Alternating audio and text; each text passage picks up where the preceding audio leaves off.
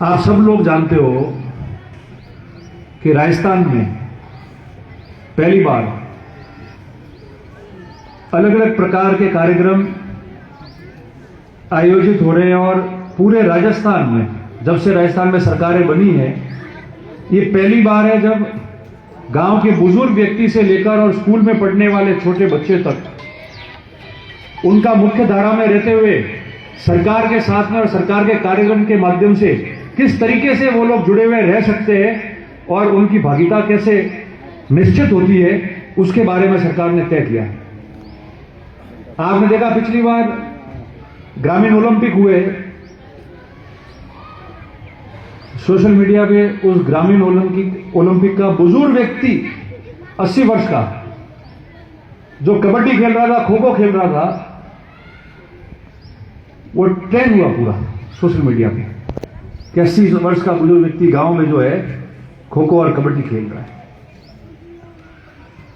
तो जिसने 80 वर्ष की उम्र में कबड्डी और खो खो खेली उसके परिवार, गांव के लोग, समाज के लोग, उसके शुभचिंतक, रिश्तेदार सभी लोगों ने उसको देखा होगा और उसका खुद का मन कितना प्रसन्नित हुआ होगा कि मेरे को बुलाया, मैं इसमें रहा, प्रशासनिक अधिकारी वहां थे, तो एक व्यक्ति को उस उम्र में मौका मिला। आज आप लोगों ने यहां किया युवा महोत्सव के नाम से बच्चों को मौका मिला। आज के दिन अपने अपने तरीके से उन्होंने प्रस्तुतियां रखी, आप लोगों ने देखा और एक दिन सरकार ने पूरा आप लोगों के नाम ये सांस्कृतिक कार्यक्रम हो, दूसरे विषय पे मंथन हो, उसको लेकर आप लोगों को दिया है। और अभी इस महीने 9 से 15 तक पंचायती राज विभाग मेरी माटी मेरा देश इस प्रकार का कार्यक्रम आयोजित करने जा रही है 9 से 15 तक, जिसके अंदर हर गांव में पौधे लगाने, उस माटी को ग्राम पंचायत से पंचायत समिति स्तर तक लाना है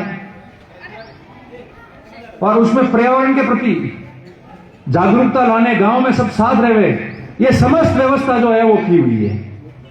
और मैं समझता हूं राजनीति में जो भी सरकार आए, हम लोग हमारी डिमांड पूरी करने में आधा टाइम लगा देते हैं, ये बनाना है, वो बनाना है, ये नहीं बनाए तो मैं नाराज हूं, ये इसका क्यों हो गया। मगर जिस तरीके से हर व्यक्ति, हर वर्ग का सहभागिता होनी चाहिए, वो कार्यक्रम पे कोई ज्यादा ध्यान नहीं देता। इस बार पहली बार ऐसा हुआ है, तो ऐसे कार्यक्रम निश्चित तौर पे आगे होने चाहिए जिसकी वजह से सभी लोगों की भागीदारी तय हो जाए। आज हम स्कूल में बैठे हैं यहां और आप सब छात्र छात्राएं, बच्चे यहां हो और मैं आपसे, आपके अध्यापक सब टीचर्स यहां बैठे हैं, गुरुजन आपके यहां बैठे हैं, मैं आपसे 2-3 बात कह के जाता हूं। मेरा फर्ज बनता है, मेरा अधिकार बनता है एक छोटा सेवक यहां का होने के नाते, और हम सब एक समाज के व्यवस्था के लोग हैं। तो स्टूडेंट्स जो है, जब आप उनसे इंटरेक्ट करते हो और जब उनके साथ में आपका इंटरेक्शन चल रहा होता है और आप बात करके नहीं जाओ, तो भाषण तो कोई भी देके जा सकता है, और जब नेता आदमी खड़ा होता है भाषण देने के लिए तो वो उसके इर्द गिर्द की बात घूमती रहती है, उसी की बात लेके जाता है। यह स्कूल कौन सी खोल दी, कब खोली, क्या नहीं खोली, तो नेता शुरू करता है वहां से कि वंस अपॉन अ टाइम ऐसा था, न वैसा नहीं है। आप लोग इस व्यवस्था में यहां पढ़ रहे हो, पढ़ाई कर रहे हो, अच्छी पढ़ाई करके अच्छी भविष्य, सब चाहते हैं कि मेरा अच्छा भविष्य बने, अच्छी जगह सर्विस पे रहूं, कॉम्पिटिटिव एग्जाम दूं, व्यापार करूं, उस आशा से आप लोग भी पढ़ते हो और पूरे परिवारजनों को भी वही आशा आप लोगों से होती है। मैं आपको निवेदन करता हूं, जब हम स्कूल में आते हैं, बात करते हैं, बैठते हैं, ये दौर निकल जाएगा। हमको भी याद आता है वो दौर, जब स्कूल में थे तब सब ये बात कहते थे, हम भी नहीं मानते थे, मैं ही नहीं मानता था, मैं आपको बोल रहा हूं, कभी कभार मैं भी नहीं मानता था। कि ये दिन बहुत याद आएंगे बाद में। और आज की तारीख में कभी 10वीं 12वीं करके कॉलेज में चले जाओगे, जब भी आपको ये दिन बहुत याद आएंगे स्कूल के, कि स्कूल में क्या होता था, और पूरे जीवन भर ये दिन याद आएंगे। इसलिए ये जीवन में बनना कि जिस व्यक्ति को भी अच्छा वक्ता बनना है वो अच्छा श्रोता बने। हर छोटे से आदमी से भी अपन सीख सकते हैं। यहां बैठे हैं बच्चे, उसके पास में भी अच्छा सुझाव हो सकता है। जो बोल रहा है, जो खड़ा होकर बात कर रहा है, वो श्रेष्ठ नहीं है। उम्र और अनुभव और कद के हिसाब से वो सोच ले रहे, वो अलग बात है। मगर स्कूल का छोटा बच्चा भी आके सुझाव दे सकता है कि साहब हम यहां से जाते हैं, ये मोड़ आता है, मगर इसमें ये है, तो आप मान लो कि उसका भी इतना बड़ा सुझाव है, तो वो छोटा बच्चा भी सुझाव दे सकता है और उसको माननी चाहिए। तो अगर आप अच्छा श्रोता बनोगे, वक्ता बनोगे, काम भी कर पाओगे।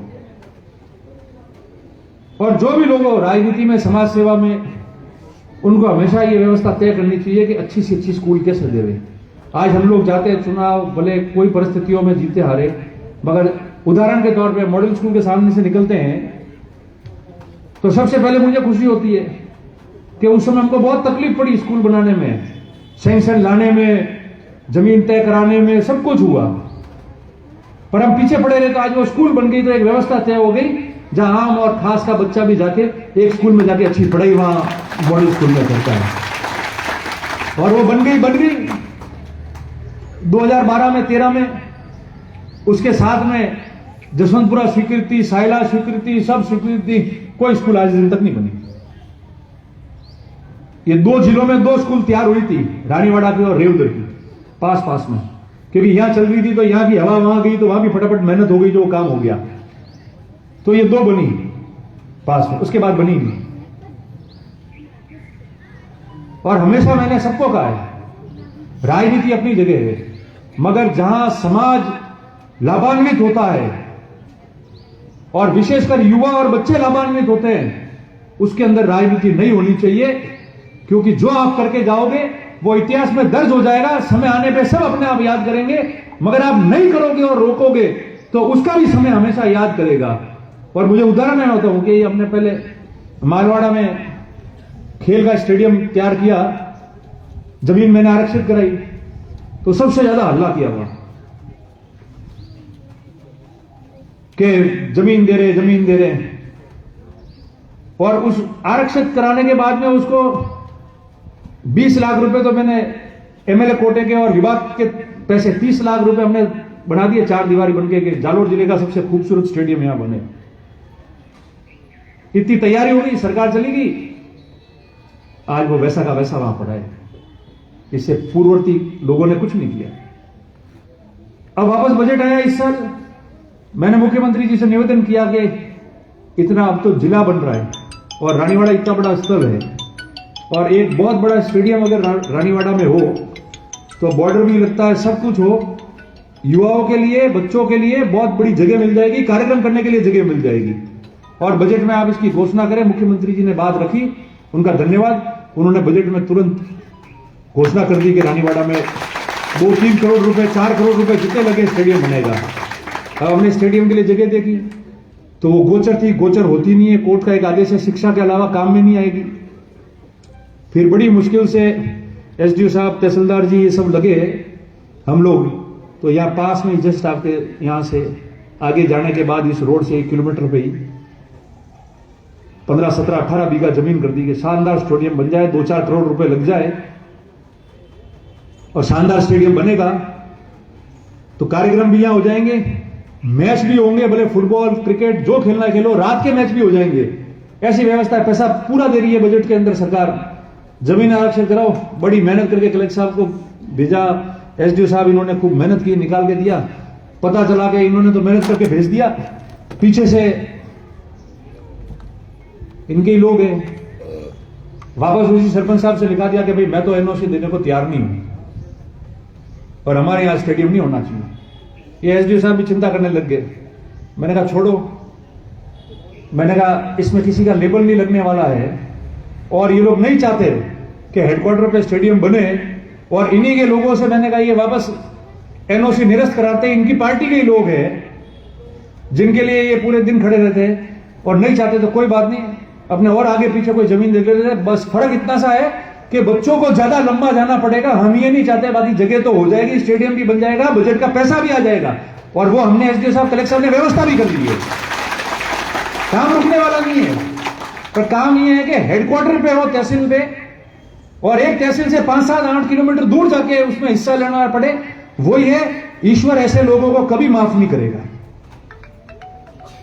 क्योंकि उसमें आप सभी जाओगे 15 अगस्त 26 जनवरी का कार्यक्रम करने, ऐसे बड़े कार्यक्रम होते हैं वो करने, बच्चे क्रिकेट के टूर्नामेंट कराएंगे, वो वहां जाते, सरकार 3-4 करोड़ रुपया उसमें डाल देती। तो ये बातें होती है। इसलिए मैं आपको भी सलाह करता हूं कि जीवन में जहां जाओ, कोई पक्ष हो या विपक्ष हो, जहां सार्वजनिक काम हो, जनहित का काम हो, इस देश के भविष्य के से जुड़े हुए लोगों का काम हो, बच्चों का काम हो, उसके अंदर हमेशा आप लोग ईमानदारी बरतना और पारदर्शिता रखना। देखना मत कि ये मेरे कितना खिलाफ है तो भी कोई बात नहीं, मगर वो उपयोगी आ जावे किसी के भी, तो वो काम सबसे पहले करना, तो आपको ईश्वर आशीर्वाद देगा, आप लोग आगे बढ़ जाओगे। और तीसरा, जहां जाओ, सर्विस में जाओ, राजनीति में जाओ, समाज सेवा में जाओ, व्यापार करो, एक जीवन में हमेशा याद रखना कि आपका समय दूसरा कैसा गिरे और उसको कैसे गिराना है, दूसरे की कैसे मजाक उड़ानी है, उसके बारे में कितना अभद्र बोलना है, उसके लिए दिन रात अपने परिवार का कीमती समय छोड़ के उसी के पीछे पड़ना है। इन सब चीजों को जीवन में कभी मत करना है तो इस आदमी से मैं अच्छा कैसे बन सकूं, मैं संघर्ष करके कैसे आगे निकल सकूं, इसकी लकीर के आगे मेरी लकीर कितनी अच्छी तरह से बड़ी हो और ऐसी बड़ी हो कि उसमें लोग जुट जाए उस लकीर को बड़ी करने के लिए। यह व्यवस्था आप लोग रखना, तो हमेशा आप लोग आगे चलते रहोगे और हमेशा आगे बढ़ोगे और आपका समय भी खराब नहीं रहेगा। और चौथा, हमेशा कोई व्यक्ति क्या बोल रहा है, आजकल हर चौराहे पे से लोग आपको मिलेंगे कि 2% कम आए, आज ये अपवाद क्यों बन रहे हैं?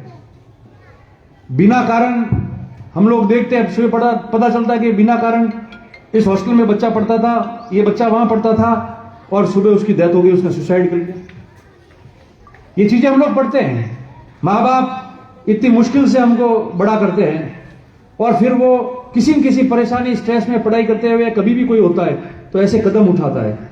मैं आप सबसे अपील करता हूं, समय अच्छा बुरा आता जाएगा, नंबर छोटे मोटे होते रहेंगे, कहीं लग पाए नहीं लग पाए कोई दिक्कत नहीं है, मगर आप लोग, आपके परिवार, रिश्तेदार, आपके गांव, आपके समाज और आपके माँ बापों के आप लोग एसेट हो।